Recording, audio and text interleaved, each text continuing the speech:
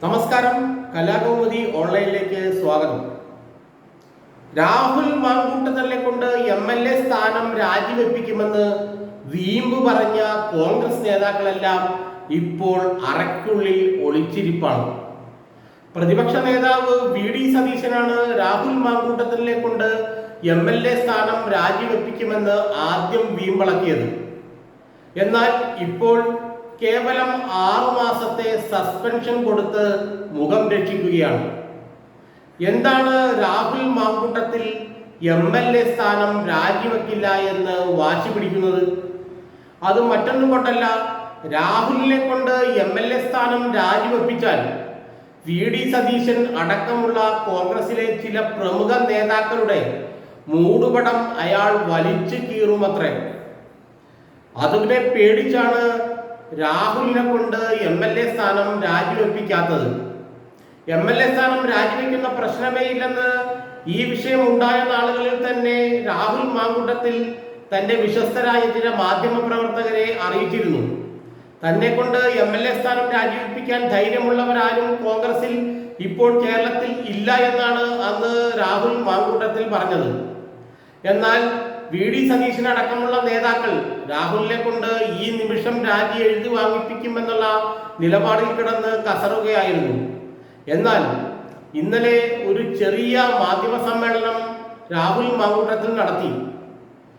തനിക്കെതിരെ ഉയർന്നു വന്ന ഒരു ആരോപണത്തിന്റെ മുനയൊടിക്കുന്ന ഒരു പത്രസമ്മേളനമായിരുന്നു അത് കഴിഞ്ഞതിന് ശേഷം രാഹുൽ മാങ്കൂട്ടത്തിൽ ചില കോൺഗ്രസ് നേതാക്കളെ, ഉന്നതരായ ചില കോൺഗ്രസ് നേതാക്കളെ ബന്ധപ്പെട്ടത്രേ.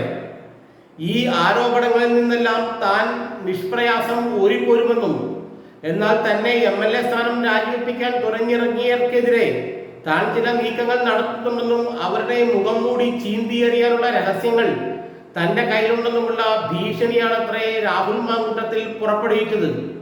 പ്രതിപക്ഷ നേതാവ് VD സതീശനെ ഉന്നം വെച്ചുകൊണ്ടുള്ള നീക്കമായിരുന്നത്രേ അത് കണ്ടപ്പോഴാണ്, അല്ലെങ്കിൽ രാഹുലിന്റെ നീക്കം മണത്തറിഞ്ഞപ്പോഴാണ് രാജിവെപ്പിക്കുക എന്നുള്ള നീക്കത്തിൽ നിന്നും കോൺഗ്രസ് നേതൃത്വം പിന്നോക്കം പോയത്. VD സതീശൻ അടക്കമുള്ള പല കോൺഗ്രസ് നേതാക്കളുടെയും ചില രഹസ്യങ്ങൾ രാഹുലിന്റെ ഭണ്ഡാരപ്പെട്ടിയിലുണ്ടത്രേ. ആ രഹസ്യങ്ങൾ ഇട്ടുപൂട്ടിയ ഭണ്ഡാരപ്പെട്ടിയുടെ താക്കോൽ അരയിൽ വെച്ചുകൊണ്ടാണ് രാഹുൽ മാങ്കൂട്ടത്തിൽ നടക്കുന്നത്. രാഹുലിനെതിരെ വന്ന ആരോപണമൊക്കെ അവരുടെക്കെതിരെ ഉയരാൻ സാധ്യതയുള്ള ആരോപണത്തിന്റെ അളവ് വെച്ച് നോക്കുകയാണെങ്കിൽ വെറും ചീള് കേസായിരിക്കുമെന്നാണ് പല കോൺഗ്രസ് നേതാക്കളും അടക്കം പറയുന്നത്. അങ്ങനെ രാഹുൽ മാങ്കൂട്ടത്തിന്റെ ഭീഷണിയിൽ KPCCയിലെയും കോൺഗ്രസിലെയും ഉന്നതർ മൂക്കും കുത്തി വീണു. എന്നെ ഇനി രാജിവെപ്പിക്കണോ നിങ്ങൾക്കെന്ന രാഹുൽ മാങ്കൂട്ടത്തിന്റെ ചോദ്യങ്ങൾക്ക് മുന്നിൽ അവർ പതറി. അങ്ങനെയാണ് തൽക്കാലം 6 മാസത്തെ സസ്പെൻഷൻ എന്ന കലാപരിപാടിയിലേക്ക് നടപടി ഒതുക്കിയത്.